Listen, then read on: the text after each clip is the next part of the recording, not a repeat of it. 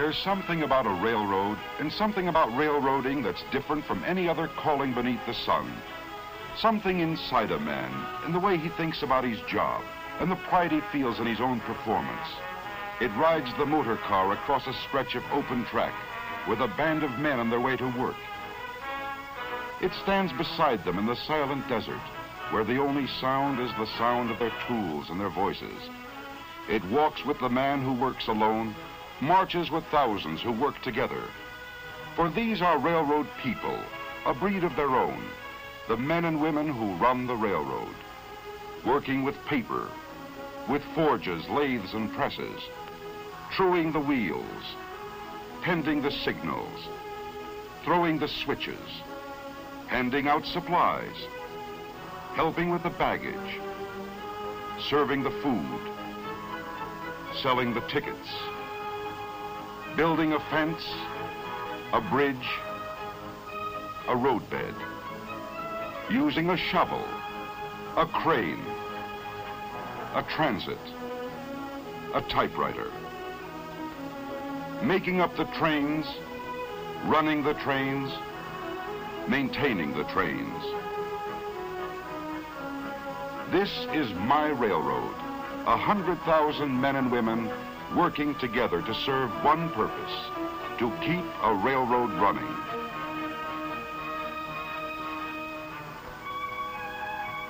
In the beginning, there was nothing.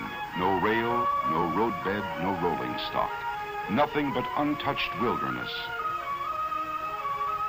But in the wilderness was also a promise, the promise of a Western empire which could make one nation as wide as a continent if it could be bound together with bands of steel. Where few men had dared to walk, a path was cleared. Out of the rock, out of the earth, and through the virgin forest. Ties were hewed, rail was laid, bolted, and spiked down. When the last spike was driven, our first trains moved across the continent. Up and over 7,000 feet of mountain barrier, locked in winter's clutches, and into the heart of the Western Empire. A nation now was joined together, a nation scarcely born, yet reaching for its destiny. As the West and Southwest grew, so did the railroad. Until today, those rails which once bravely spanned the mountain have become an interlocking network, binding together the far west, the southwest, and the south, linking them in turn with the mid-continent, and through many connecting lines, hauling traffic across the nation. Hauling the products of the forest, lumber from the Siskiyous, the Cascades, the Sierra, from New Mexico, Texas, and Louisiana. Hauling the products dug from the earth, the metals, the chemicals, the oil. Hauling the products of the soil, fruits and vegetables from the garden spot of the nation, transported to distant cities as if distance were non-existent. Hauling the products of the factory, fashioned into the shape of things our people need. Hauling the people of a free nation, a people free to move and travel at their will without answering to any man. This is my railroad, a service performed by 100,000 men and women who share a common pride, knowing how to run a railroad.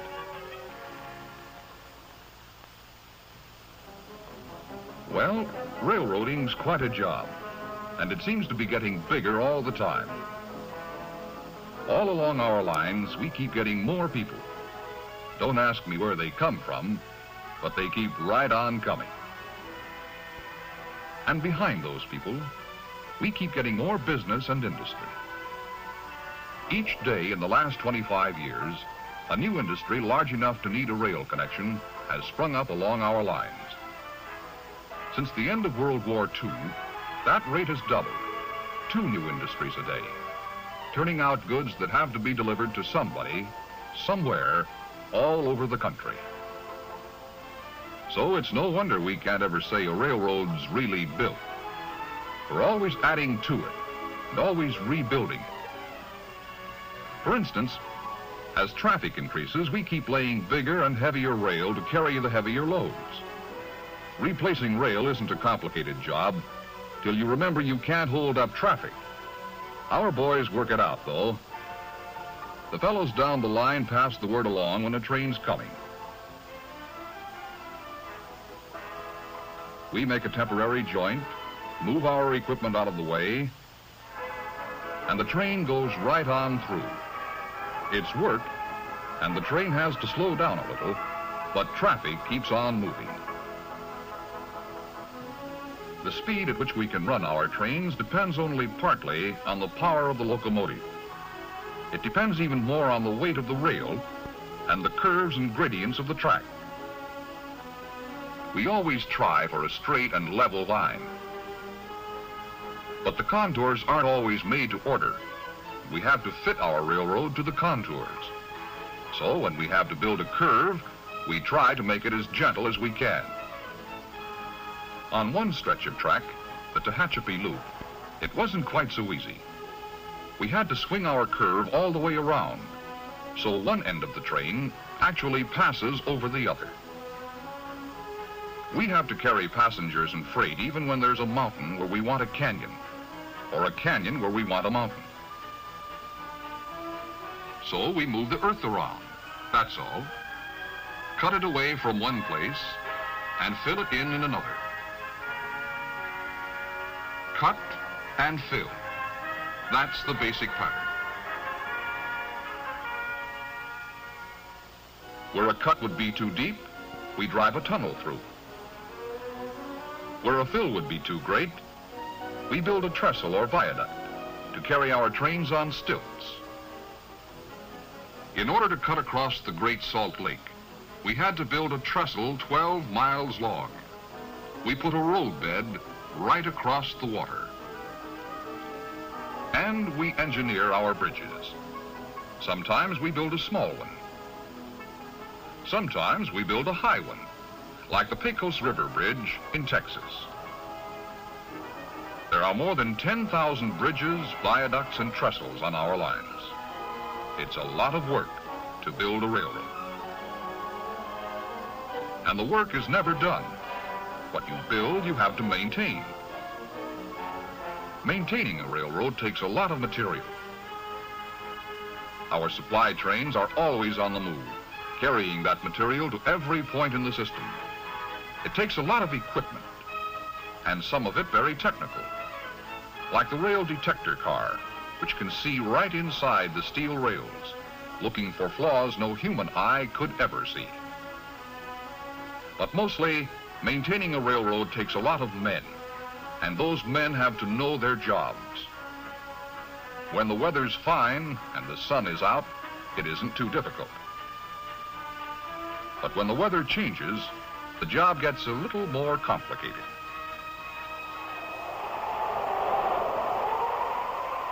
When the wind whips up a desert sandstorm, we've got a real fight on our hands.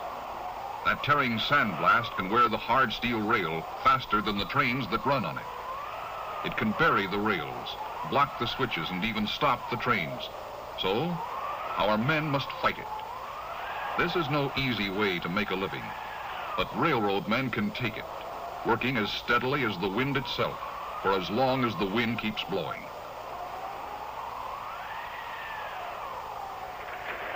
Like I say, it's quite a lot of work to run a railroad.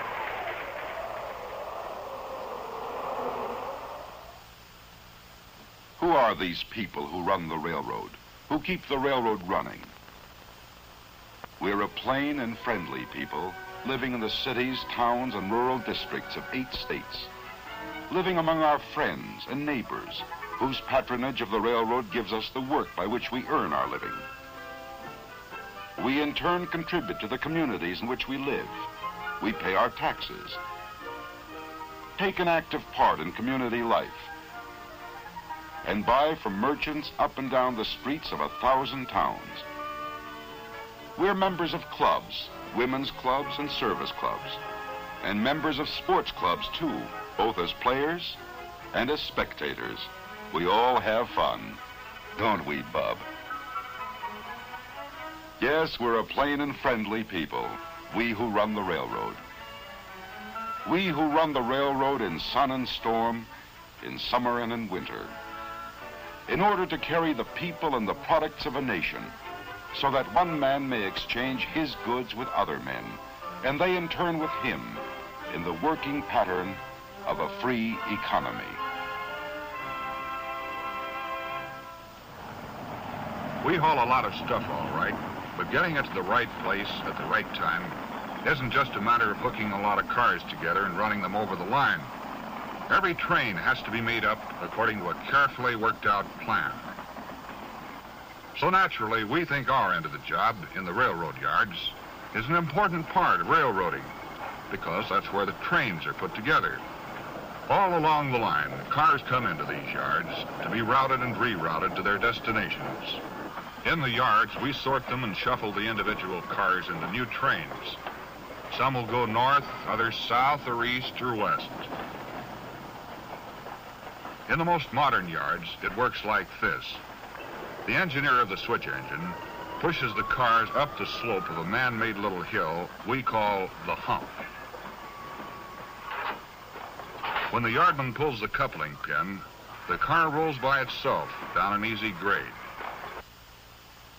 To see that it doesn't roll too fast, the operator in the first tower sets a control. And down on the track, the wheels of the car get an electronic squeeze to slow it down. It's still a little too fast, so another control is set, and a second set of squeezers brings it down to proper speed. Now, the operator in the next tower takes over and sends it to the right track to join up with other cars slated for the same destination. It has to be handled just right. Maybe there's furniture in that car, or maybe a load of dishes. If it rolls down the hump too fast, it'll hit like a head-on collision. It's got to come in real easy, right to the coupler like a cushion. That's what you might call a push-button railroad, but it still takes a good man to run it, and a good team on the ground to back him up. Where one man's job ends, another man's takes over. As the newly made-up trains pull along the throat track to the departure yard, a yard clerk calls in the number of each car to the yard office. SP 58228, PFV 178693. For every train we make up in the yard, we make up a train on paper, too. By keeping a record of their movements, we know where any shipment is anywhere along our lines at any time. On automatic machines, we cut a card for every car in every train.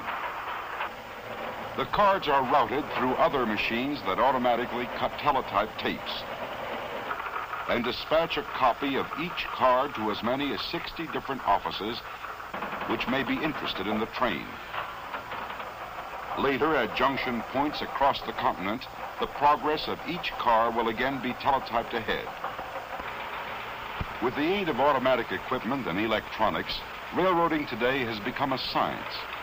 Yet all that these mechanical marvels can really accomplish is to help good men do their jobs better. The engineer in the cab can pick up his phone and, thanks to shortwave radio, talk with the conductor in the caboose a mile away as easily as if they were sitting side by side. The conductor works from wheel reports, which, once made up by hand, are now made up by machine.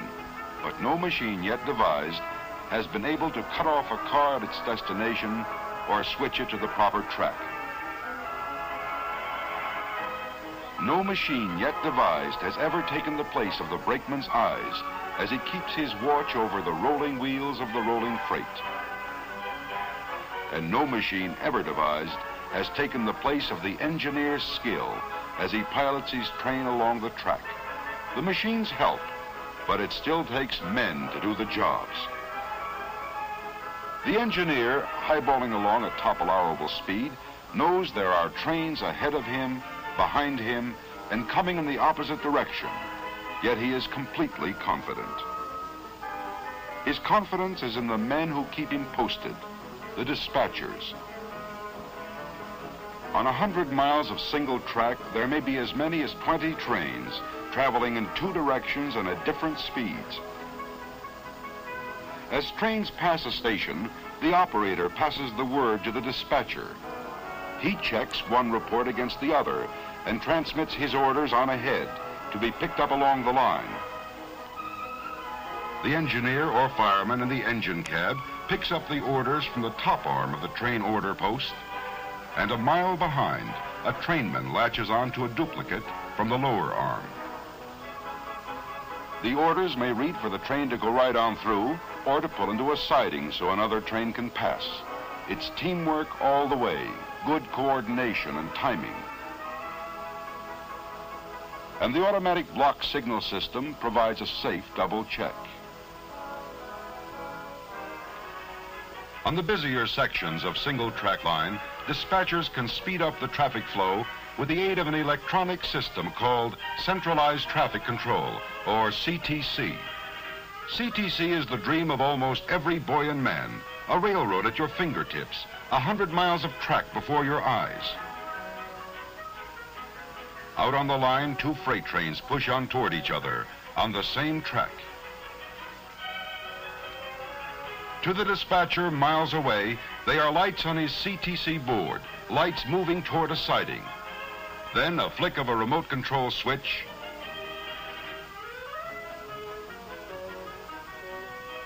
one freight takes the siding, the other train keeps right on rolling. With the positive control of CTC, the dispatcher's judgment cuts down delays at sidings, and often he can time his meets so perfectly that neither train must stop. Yes, behind the men who run the trains are many men who help to keep them running.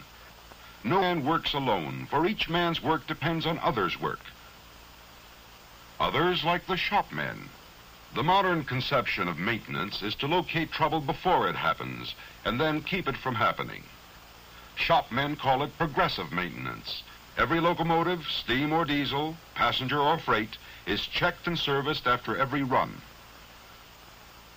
A laboratory man can take a tiny thimbleful of lubricating oil from a diesel and turn that oil into a truth serum, which reveals the personal secrets of the locomotive.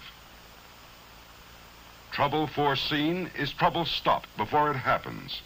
What might have developed into a major overhaul becomes a routine minor repair to a delicate engine or a set of rugged wheels. Wheels wear out of true from the steady grind of steady use. Shopmen can true up the wheels without even taking them off the engine. It takes quite a machine to handle the job and quite a man to handle the machine. Give men with know-how the tools and machines, and there is no limit to the precision work they can turn out, from maintaining engines to rebuilding the cars those engines pull. To the men in the shops, like those at Houston, Texas, rebuilding cars is an everyday story. One by one, old wooden cars are dismantled, marched through the shop assembly line, and transformed into all steel cars better than before. Yes, it's the shopmen who keep them rolling. We couldn't provide good service to our passengers and shippers if it weren't for these men that passengers and shippers never see. But a railroad has its front men too, the men in the stations, who are the railroad to those the railroad serves. In the smaller towns, one man alone must do the many jobs, the station agent. He advises passengers and sells the tickets, handles baggage and manages shipments, and looks after the needs of our customers and shippers. He knows more about the railroad than anyone else in town, and more about the town than anyone else on the railroad. He's the man who keeps the railroad humming and who keeps it human. In the larger cities, it takes many people to do the many jobs, but the human side is just the same. To the passenger, who knows only what he sees with his own two eyes, the railroad is the red cap, the man who prepares his ticket, or the clerk who checks his baggage. It is all the men and women with whom he deals. in stations, or on the trains. To a passenger, the railroad is a ticket home or a ticket to adventure, to new scenes passing by the window, or to places well remembered. The charm and romance of the South. The majestic sweep of the great Southwest.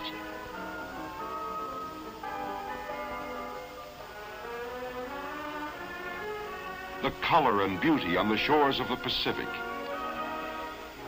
It is beauty in unexpected places, beauty that changes with the seasons. Spring is the gentle season, as fragile as the blossom on the branch. Spring brings the poppy to the coastland, the yucca to the hills. Along Louisiana bayous, soft colors light the water hyacinth.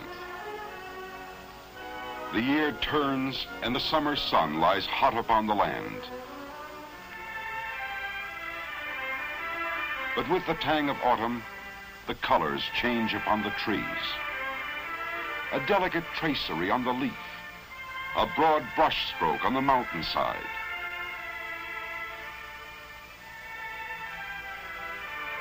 The season of the burning bush gives way to the season of the silver mantle. Winter brings the silent snow, the muffled brook, the bough beneath its crystal burden.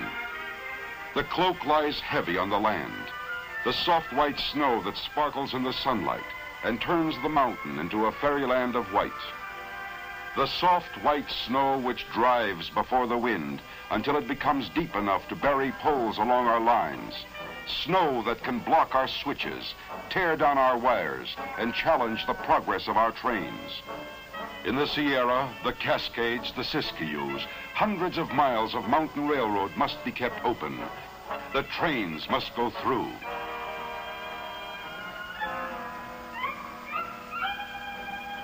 When a new storm blows into the Sierra, you can be sure of just one thing. A battle is about to begin. A battle fought by man's mind as well as muscle, by a powerful and complex organization that has gained skill and knowledge through the years. As the storm bears down upon us, the power of the railroad is mobilized to meet it. Extra crews are called to duty. Track crews, train and engine crews, crews for the snow fighting equipment, railroad men who are mountain men, men who have fought snow all their working lives. These men and their equipment are dispatched to strategic locations.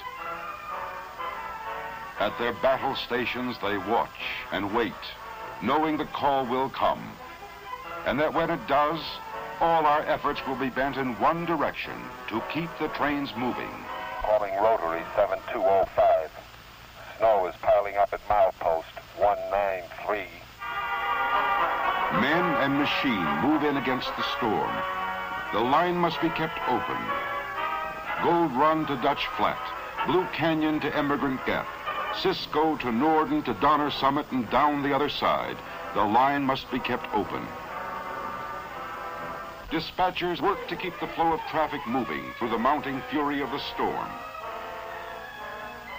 Trains west, trains east, rotaries in both directions. Always on the railroad when the chips are down, the man with the shovel gets to work. Switches must be kept clear. They must be kept from freezing. The trains must keep moving. Somewhere on the mountain, a wire is down. A slender wire that holds the battle line together. We fall back on our radio, but we need that wire. When the break is located by radar, a man goes out to mend it. Now fixing it becomes a personal matter between one man and the storm.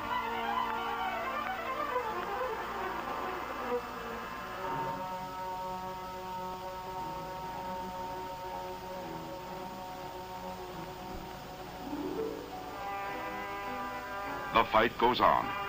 If the storm won't quit, then neither will we. When the blind white fury smothers our attack, there's only one way to beat it: outlast it. Sometimes when the going gets tough enough, we may have to yield a little, to surrender one track to the storm and concentrate all our work and all our equipment to keep the other track open. So we do. We put our backs into it, we keep on punching. And the trains keep rolling through.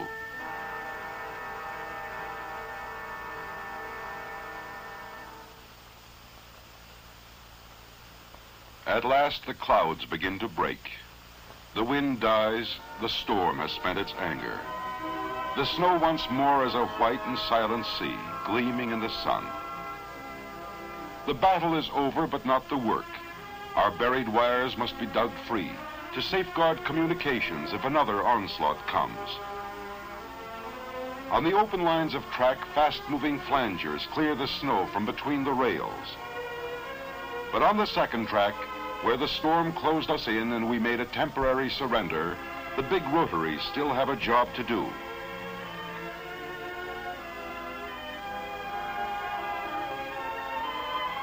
The path carved open by the rotaries is then widened by the spreaders. We can push a little when we set our minds to it. Move over, snow. We've got a railroad here, and the men who know how to run it. This is my railroad, and I'm proud of it. You can tell what railroaders are made of when the going gets really tough.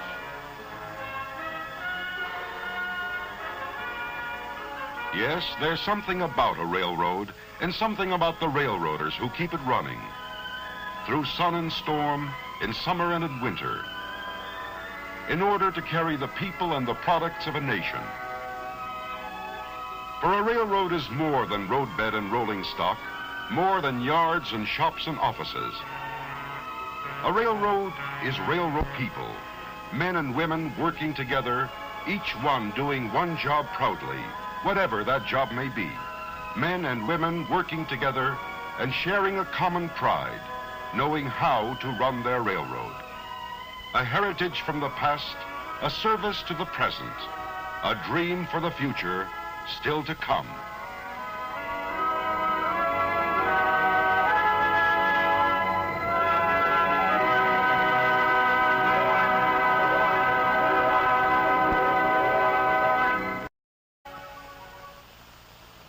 As the west and southwest grew, so did the railroad.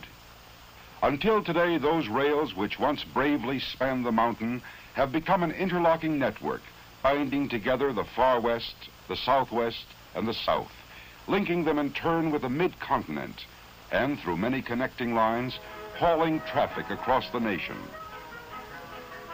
Hauling the products of the forest, lumber from the Siskiyous, the Cascades, the Sierra, from New Mexico, Texas, and Louisiana. Hauling the products dug from the earth, the metals, the chemicals, the oil. Hauling the products of the soil, fruits and vegetables from the garden spot of the nation, transported to distant cities as if distance were non-existent.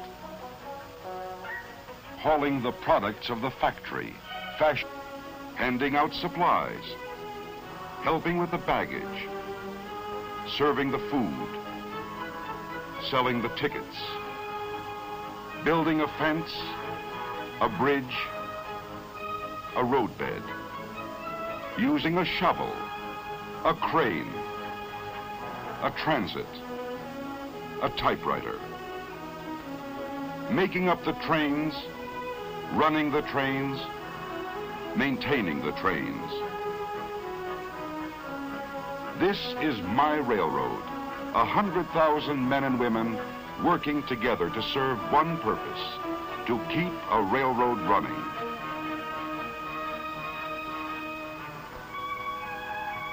In the beginning, there was nothing. No rail, no roadbed, no rolling stock. Nothing but untouched wilderness. But in the wilderness was also a promise, the promise of a Western empire which could make one nation as wide as a continent if it could be bound together with bands of steel. Where few men had dared to walk, a path was cleared. out of the rock, out of the earth, and through the virgin forest. Ties were hewed, rail was laid, bolted, and spiked down. When the last spike was driven, our first trains moved across the continent. Up and over 7,000 feet of mountain barrier, locked in winter's clutches, and into the heart of the Western Empire.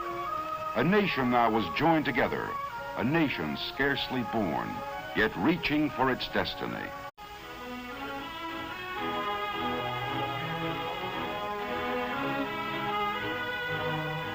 There's something about a railroad and something about railroading that's different from any other calling beneath the sun.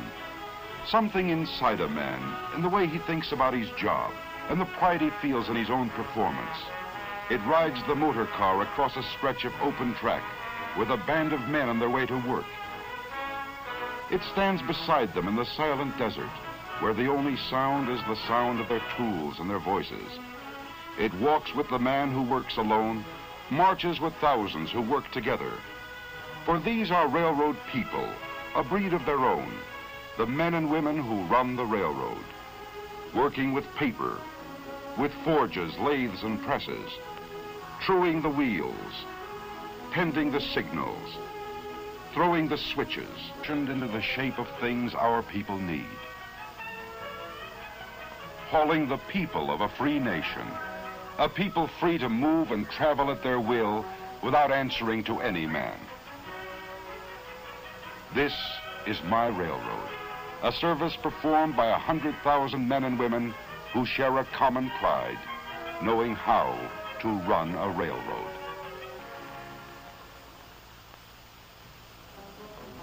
Well, railroading's quite a job, and it seems to be getting bigger all the time. All along our lines, we keep getting more people.